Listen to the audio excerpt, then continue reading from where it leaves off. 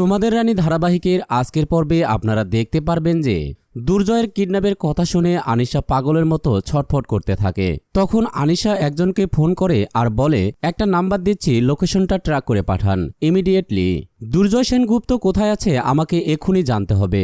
এদিকে পিকলু দুর্জয়কে নিয়ে নার্সিংহোমে পৌঁছে যায়, আর এদিকে আনিশার রানীর খোঁজ পেয়ে যায়। তখন আনিশা মনে মনে বলে, তুমি শুধরাবে না রানী, আমিও তোমাকে ছাড়ব না।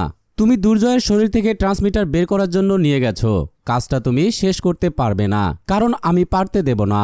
এদিকে রানী জয়কে ওডিতে নিয়ে যায়। তখন সেখানে পিকলু আসে আর রানীকে বলে, ফোনের কথা তো একদম ভুলে গিয়েছিলাম, লোকেশন ট্র্যাক করে তো আনিশা এখানে চলে আসতে পারে। তখন রানী বলে, তুমি ফোনটা নিয়ে বাইরে চলে যাও।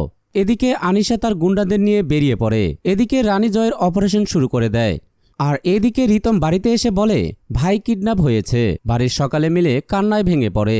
এরপর রানী জয়ের অপারেশন করে ফেলে। ঠিক তখনই নার্সিংহোমে আনিশা আসে আর তার গুন্ডাদের বলে, সবাই মাস্ক পরে নাও, আমাদের আসল পরিচয় যেন কেউ জানতে না পারে। এদিকে শুক্লা জয়ের জন্য পাগল হয়ে যায়। রিতম বারবার ভাবে সবাইকে সবকিছু বলে দেবে, কিন্তু সে কিছুই বলে না।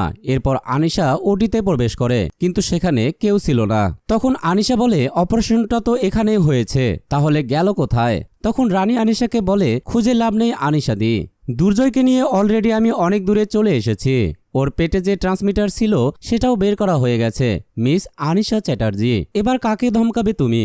তখন আনিশা বলে, রানী আমি তোমাকে শেষ করে দেব, তুমি চেনো না আমাকে। তখন রানী বলে, একটু ভুল করে ফেললে, বলো তোমাকে আমার মতো আর কেউ চেনে না। দুর্জয়কে বিয়ে করার খুব ইচ্ছে ছিল তাই না? এবার আমিও দেখব তুমি কি করে বিয়েটা করো।